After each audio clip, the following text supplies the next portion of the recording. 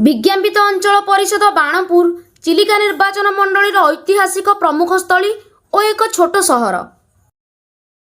ओडिशावासी को आम से एरिया विषय जनाऊँ जोठारे स्वाधीनता संग्रामी पंडित गोदावरीश मिश्र जन्म।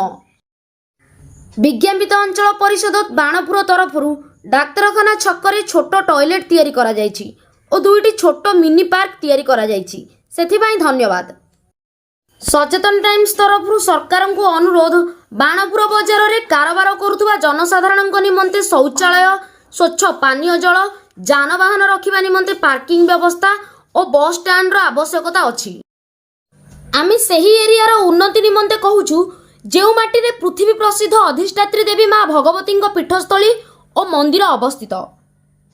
एठाकु प्रत्येक दिन श्रद्धालु और भक्तों भीड़ लगी थाए। एठारे श्रद्धालुओं निमंते यात्री निवास आवश्यक।